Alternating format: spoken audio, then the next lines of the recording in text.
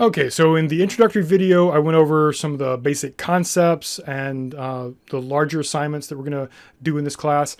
But when it comes to the actual, knowing what to do next, that's the kind of thing that leaves a lot to you. It leaves a lot of, for an online class, you have to have a lot of sort of self-motivation. That will allow you to, keep your own schedule basically during the week, so you can do the readings and even the lectures, because the lectures are all on YouTube. You can watch them anytime during the week, so just be sure that you're prepared for the quizzes and the due dates. But to know what you need to read, what the best order to read them is, and when you need to have read them and then taken the quiz or done the peer review or turned in the essay, all of that is going to be on Blackboard. Now, every week I'm going to send out an announcement. Well, let's see. So to get to Blackboard, if you haven't already, go to bb9.tamucc.edu, log in the same way you would if you were logging in to check your email, your campus email. And you will have a list of the classes that you're enrolled in. Click on the one for this class, for English 1302, to get to the opening page, and that will be the announcements page. You should see a banner like this one or something slightly different. In which case you will see the announcement for whichever one is most current. Right now, because this is week one, you should see the week one announcement that's going to welcome you to the class and say, here's the basic things like this video. Click on this link to see the introductory video. This is going to change every week, and when I post an announcement, it'll usually be either at the beginning of the week on Monday morning, or it'll be right before, like the day before there's a major assignment is due. So a peer review assignment or quiz, but especially essays and things like that. And whichever one is the most recent will be at the top. I'll leave the other ones available down below, but the one at the top is going to be the one that is the most current. This is going to list out what you need to be working on right now.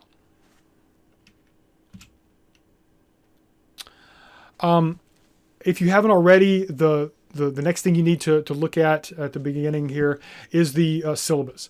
The syllabus has my information, how you can contact me, what my office hours are. I've blanked all this out because this is going to be on YouTube, but it's going to have some information about me, information about the course. It'll have a link to the online lecture playlist. So not just if you found this video, but on the right hand side you just see a bunch of other regular YouTube videos. If you click on that list, this will show you all the videos, at least all the ones that I've finished, that we're going to be watching later in the semester. So if you want to get ahead on some of the concepts and that sort of thing, you can do that. There's also going to be optional videos that might help you understand some of the things that I'll be talking about. Or that are from the readings, like one of your assigned readings is by Julia Galoff about the Scout mindset. There's also a TED Talk that she describes that, but I made that optional. You don't have to watch the TED Talk. It just helps. So all that stuff will be in the playlist. There are no required texts. You don't have to buy a textbook for this class. Everything will be provided online, but I'm going to go over the logistics of getting to that here later. It is important to read through all the policies, things about turning things in late, that sort of thing. I'm going to go over a lot of it here in this video, but I can't go through everything in the syllabus. Most of the questions most people ask me, especially the first 2 or 3 weeks, are all answered in the syllabus most of the time. But you can still ask me a question, feel free, but do read the syllabus first. Most importantly, it's going to show you how your grade is going to be assigned. 20% of your final grade is going to come from the peer review assignments. That is all the peer review assignments we do over the entire semester. 20% is going to come from quiz grades. 10% is going to be from your annotated bibliography. And each essay, there's going to be 2 essays. Each of them is worth 25% of your final grade. Now, as far as what to do when, like I said, the announcements page is going to have the stuff that's coming up next, that current week. But if you want to look ahead, or if you're sort of curious as to, most of the relevant information about finding the readings and the videos you need to watch, all of that's going to be listed on the schedule. Now you notice there are different icons on the schedule. I try to make it easy to sort of identify something in the schedule with the menu on the left to decide what to click on to get to, say, a peer review assignment or a quiz. I also have icons distinguishing between like PDFs that should be embedded in Blackboard and links to online articles that will take you to another website. The quizzes are going to be highlighted in yellow just so you don't overlook those. I'll put it at the end of the week if it's something that's due on Friday. But if it's due any other time during the week, I might put it at the beginning, even if it's due on Wednesday, just to say you should go ahead and do the quiz or do the peer review assignment first, then read the readings that are after that. So you'll notice the video links have the blue sort of video play icon. When you click on those videos, first of all, most of the videos are going to be lecture videos that I've made for this class. They're the same content and the same basic PowerPoint presentations that I would be giving if we were in the classroom. The advantage to the videos is obviously you can watch it whenever, as long as you're watching it before the due dates for the quizzes and that kind of thing. You can decide when to go to class. If you'd rather do it at 10 o'clock at night or 6 o'clock in the morning or noon or whatever, it's up to you. You also have the advantage that right down here you should see the gear icon. You can click on that and you can change the speed. I watch most YouTube videos at 1.5 speed. That's really the speed most of us talk. But if I'm going through a lot of complicated things and you're trying to get everything right, or you're trying to take notes, which you definitely should, you might want to slow it down. But especially if you watch something and then you rewatch it, just sort of refresh your memory, you can change that speed. But definitely take notes. I highly recommend using a handwritten notebook. A lot of research has shown that students who take notes by typing those notes don't retain that information nearly as well as people who write it in a paper notebook. As I'll mention later on quizzes, you can use your notes. Now, obviously, this is an online class. I'm not going to have a proctoring service or anything like that is going to monitor you while you take the quiz.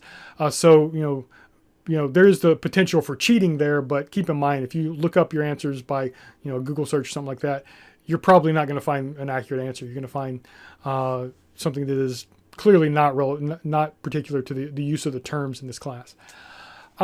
But I do recommend you take notes and use those notes on your quizzes because that is a type of memory. You'll sometimes hear this referred to as extrinsic memory. When we look for sources for information, that is relevant. This is just like asking someone that's better with computers than you are. Like, how do I fix this error I'm having on my computer? If I'm having car trouble, I have another friend who's really good with mechanics. So this is not a bad thing. We have external sources of information, and we're really good at sort of remembering who knows what and then where online I can find certain information. But other research has shown that when people know where to find information, they tend to forget that information is not in their head. They tend to think that, I have that information in my head when it's actually just external. Think of, before you learn to drive a car, if you just never sat behind the wheel of a car before, you went to take your driver's test and you just got your phone out and you looked up on YouTube, how do I drive a car? Imagine taking the driving test like that, especially if it's a standard transmission. If it's not in your head, you're not going to be able to use it immediately. So the quiz and especially the writing, the essays that you're going to write, you need to be able to not just know the concepts, not just know a definition of them, but be able to apply them. Apply them when you're reading other arguments and also apply them to your own argument. And it's going to be really obvious if you don't have that in your head ready to use. So take notes. That is a legitimate step in the process, but however you have your information accessible, the more you engage with it, the more it will actually be in your head. Now, the readings, there's two types. Some of them are online articles. Some of them are PDFs that are linked in Blackboard. If you don't already have Adobe Acrobat Reader, most browsers will open a PDF, but I highly recommend that you download for free the Adobe Reader. So be sure that you're not getting like Adobe Acrobat Pro or something like that. The Reader, Adobe Acrobat Reader is free. And that allows you to highlight text, put it in different colors, add notes to it. You can take your notes right there. Again, I suggest you use a paper notebook, but you can also make longer notations in a text like this. It might be harder to navigate when you're trying to get to information quickly, and it's not as much in your head as it is if you were to write it down in a paper notebook. But it's a good way to sort of take notes as you go. Also, with highlighting, it's very easy to just sort of highlight everything because everything sounds important, and only later realize that, oh, I actually have to condense this. Writing in a paper notebook reminds you that I can't write all of this down. I have to really condense it. That's part of what puts the concepts in your head rather than just in an external source.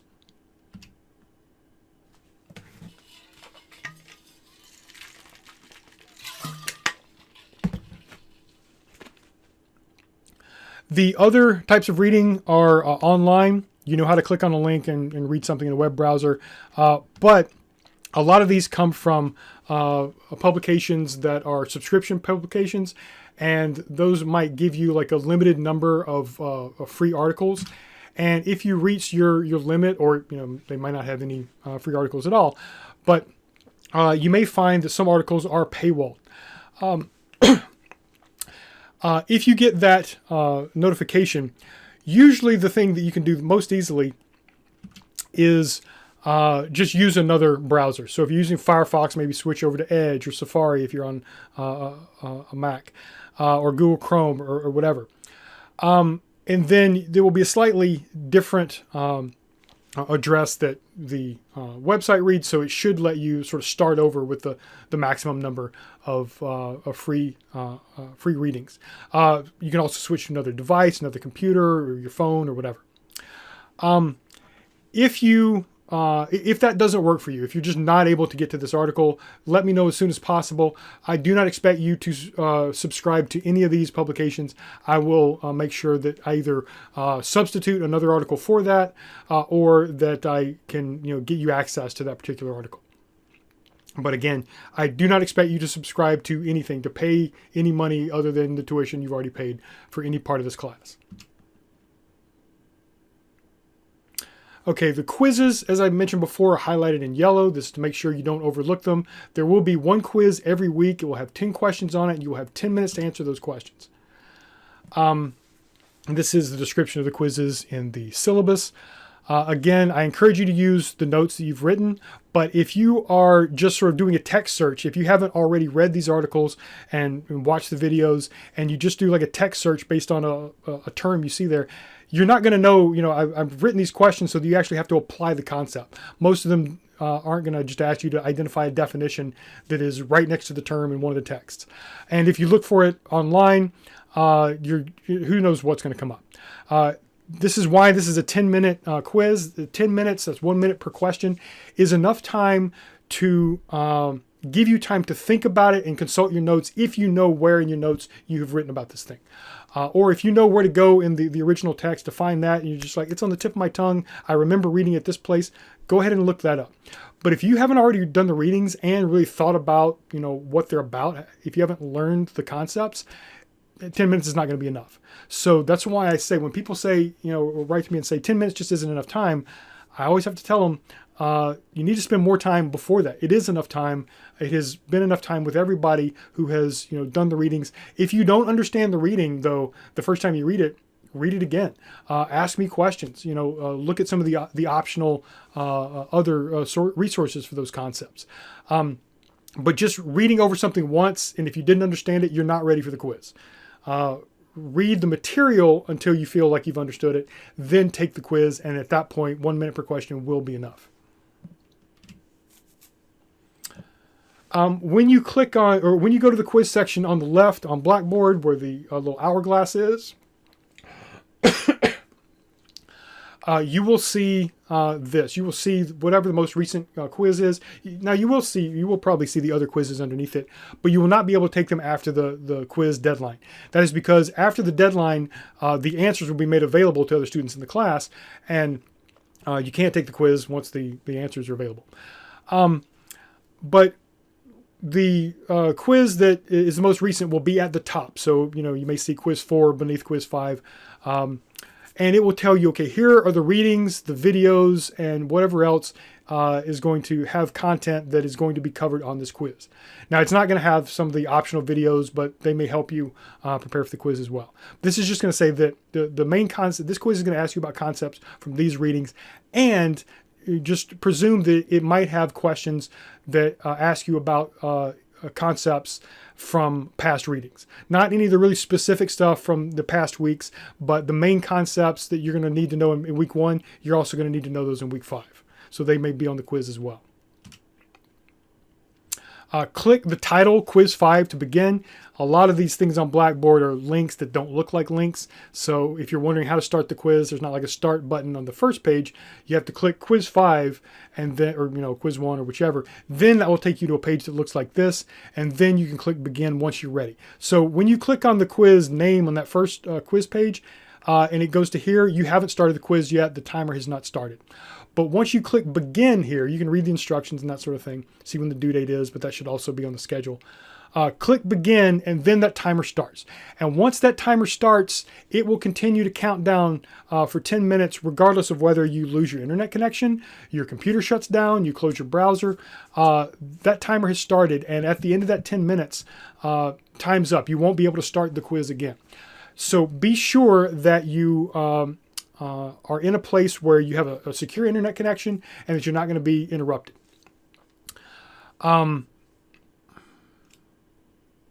Also, be sure that once you start the quiz, you're only going to see one question at a time. So if you answer question 1, then you're going to click the next question to go to question 2. You can go back if you need to, but sometimes people don't notice that, especially on the first quiz, and they just answer the first question and then they submit it. Don't submit the quiz until you've answered all of the questions. And they're multiple choice, so if you don't know the answer, you can at least guess before you submit the final thing. Okay, another major part of your grade is going to come from peer review assignments.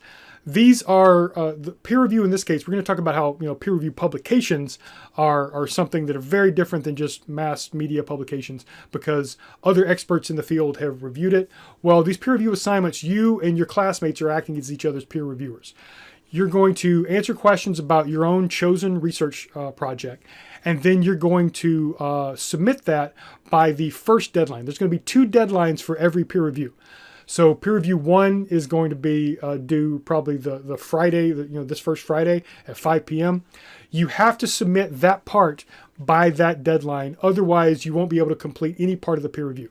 That's because a peer review acts like if you came into the classroom and everyone in the class exchanged a paper, printed out paper that you submitted to some of your classmates to read.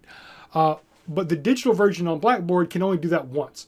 Once it exchanges submissions, you can't come in and say, oh, wait, I've got mine, because there's no way for the Blackboard program to find someone to give your paper to and then someone else's paper to give to you.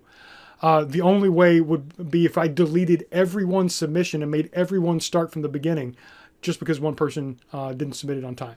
So unfortunately, there's just nothing I can do if you miss that first deadline. It's very important that you submit something for the peer review by that deadline. Then after that deadline, when it does the exchange, you'll review, probably for each of these assignments, you'll probably review 2 of your peers' submissions. But be sure to keep up with those dates. Some of them are going to be on a Friday. This first one is going to be this Friday. But then the part 2 of that is going to be on Wednesday. So I go ahead and put that at the top of the week in the schedule. Not that you have to do it on Monday or before you do anything else, but I recommend that you go ahead and do that part before everything else, because you want to finish with that one by Wednesday. So I have already said this, but in the syllabus, I try to emphasize in bold text and underlined, there's no way to submit the assignment after that deadline. So here's what it's going to look like. When you go to the peer review section on the left-hand menu on Blackboard, you'll see the submission dates. That means that's the deadline to do the first part where you answer the questions yourself, and then the evaluation is going to be where you evaluate your peers. That's going to be a little bit after that. Be sure to notice those. To begin, well, I'll show you. To click View Complete Assignment or Assessment to begin that assignment. And this is not like the quiz where you can only do it once. You can, begin it and then, quit and then come back to it later, as long as you come back to it and finish it before the deadline. But when you get here, it becomes kind of confusing because you'll see the word question 1, and I'll say, briefly describe. This is for the research proposal. I'll say the question 1 is briefly describe the issue you want to research. Well, you may be wondering, okay, where do I write this? You actually have to click on the word question 1. And when you click on question 1, it will take you to that. When you are reviewing your peers, it's going to look like this. You will go to the same assignment. You'll click on peer review assignment, and then you click on peer review 1. And instead of taking you to those questions, it's going to take you to this page, and you're going to see the names of 2 of your classmates. And you click on 1 to start the peer assessment. And this is, multiple windows that I've compressed here. But in here, just like with the quiz, you'll have to click on each of the questions. So it'll automatically take you to question 1. You'll read what they wrote, write some feedback, give them some comments, just, giving them points, which you'll want to do as well.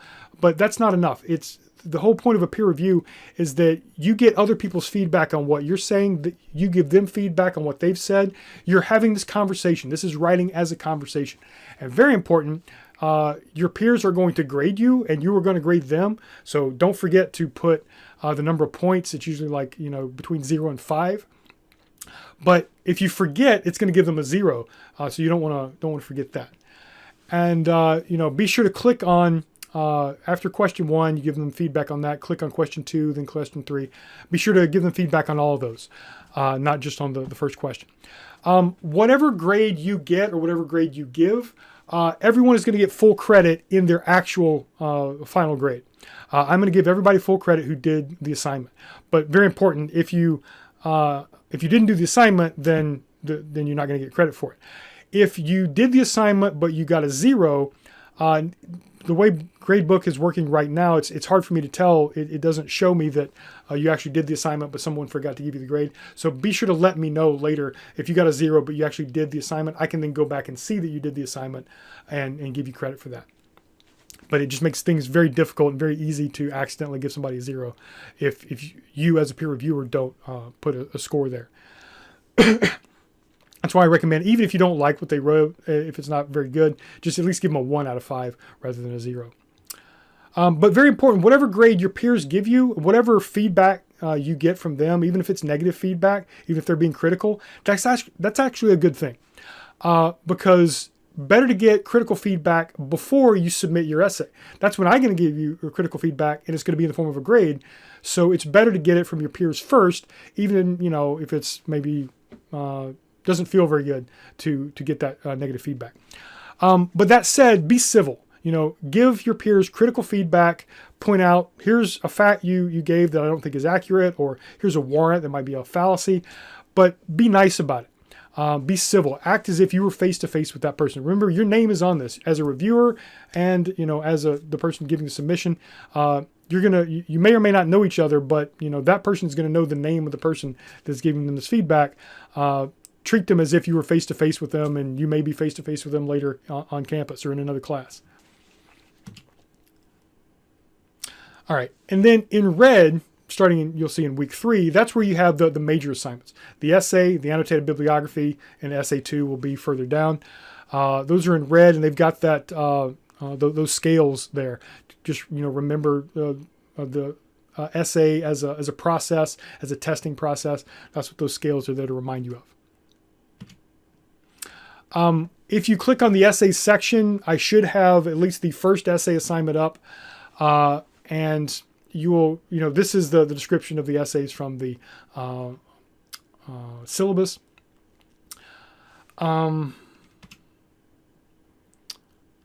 Again, this is why I'm I want you to always think of this, no matter where it is on the schedule, think of the essay process as a process. It's not something you need to start week 3. It's something you need to start now. Although, if I recommend you go ahead and click on the essay section on the left. The thing that you'll see at the top is going to be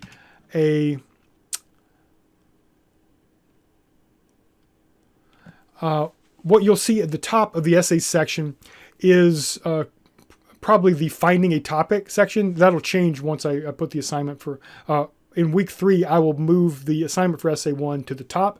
But right now, what's at the top is the finding an issue. And that's just something for you to read.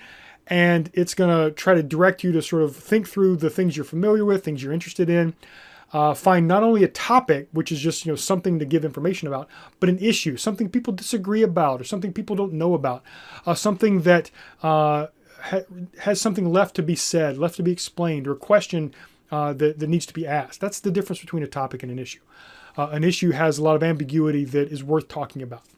Whereas if I said, like, my computer mouse is black, okay, yeah, that's the mouse is a topic, but does the sort of ball mouse on top, or does a touch screen enhance efficiency more than the old-fashioned mouse? Well, that would be an issue. That's a question that people can disagree about, and I can make an argument about. So just read through that. That's going to sort of guide you through the process you should be in week 1 of thinking, okay, what am I interested in? What do I know a little bit about? And then, not something you have to be an expert in, but enough to sort of say, okay, this is a conversation I want to enter into. Now, who's writing about this? Then you go look for sources.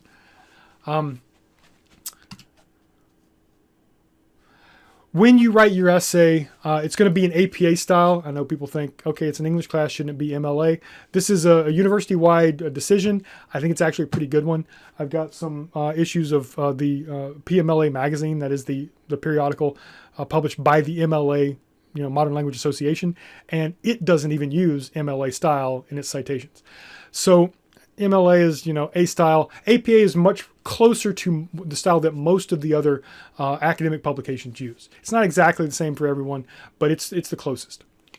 And all of TAMU CC classes are supposed to, not everybody does, but everybody is supposed to be using APA style.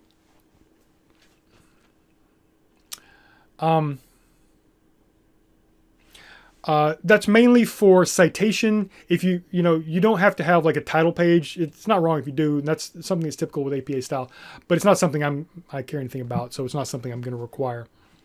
But the citations, both the in-text citations, where you have the parentheses at the end of the sentence, as well as the references in the reference list at the end, what in MLA was called a works cited list.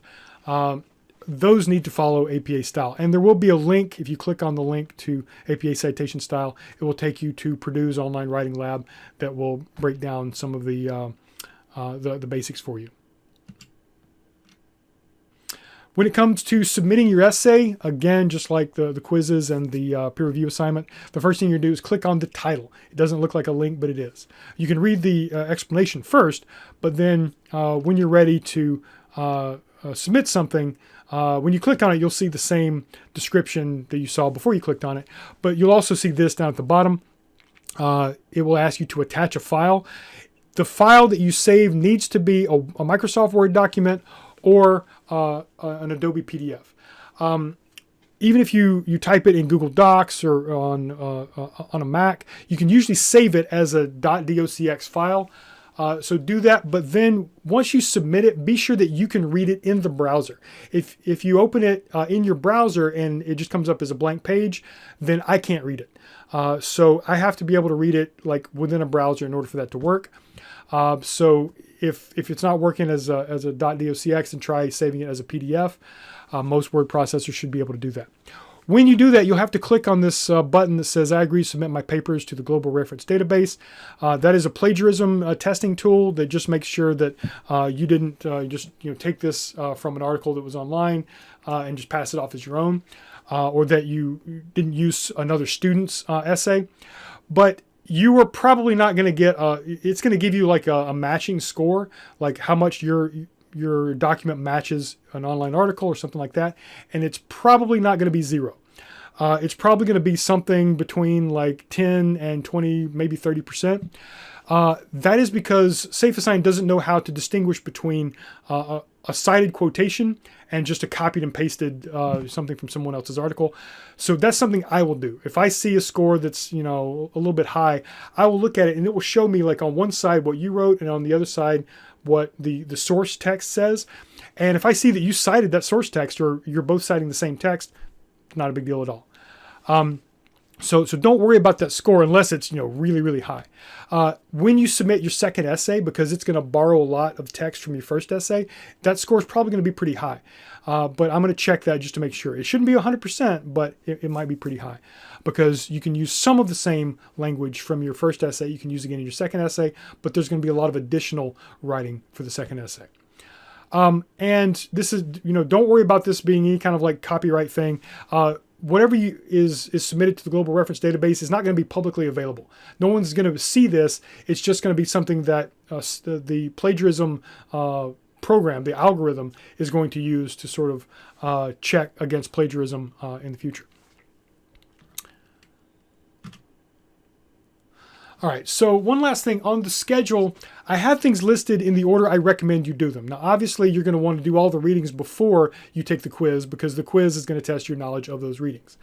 But a lot of times, it's not really, sometimes it's not relevant which of these things you read before the other. But in this case, I'm going to recommend, say, you read O'Connor and Weatherall's The Vegetable Lamb of Tartary first, and then watch the English 1302 video later, the facts, inferences, and BS. Or the Jesse, in particular, in that lecture, Facts, Inferences, and BS, I'm going to reference Jesse Singal's article. So you need to have read Jesse Singal's article before you watch that video in order to know what I'm talking about in the video. But again, if you watch a video and I'm talking about something you haven't read yet, it's not a big deal. So that's just my recommendation for the order that you go in.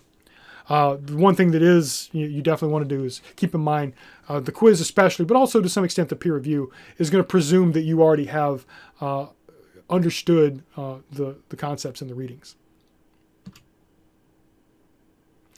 And again, sometimes I will put something that's due on Wednesday. I might put that at the very top. But I might put it down a little bit. So in week 3, I want you to learn about the Toolman argument first and then do the peer review, because that's going to have some content that you need to know that you didn't need to know when you were doing the first part, the first peer review submission. But I might go over something in that video and say, when you are doing your peer review, it's good to look at this. Then go back and do the second half of that peer review when you assess one of your peers. So again, the order is recommended. It might not always be totally necessary. Okay, so that's how we're trying to integrate all these concepts. The scout mindset, thinking of argument as a conversation, the Toolman argument as a means to sort of test the legitimacy of your own arguments. This is how we actually put this into practice. Again, an online class requires a lot of self-discipline, a lot of self-motivation. It gives you a lot of freedom. Some people might feel like this is too much freedom, but that itself is something to learn. It is a process. So again, think of the essay process, the research process as processes that you have to do over the entire time. Apportion your time accordingly. Always let me know if you have any questions. Check in during office hours on Zoom if you want to ask me complicated questions. We can talk back and forth, kind of brainstorm things. If you have a simple question that I can answer with a simple answer, then send that as an email. Or you can email me if you can't meet with me during office hours on Zoom. You can email me and say, is there another time in the day when we can meet on Zoom? I'll get back to you as soon as I can. But I want to make this as easy as possible. But it is a lot of work, a lot of concepts to learn, and a lot of concepts to apply in a relatively short time. But if you dedicate enough of your day, enough of your attention span to it, then you can definitely do this. I want to do everything I can to help, so please reach out whenever necessary.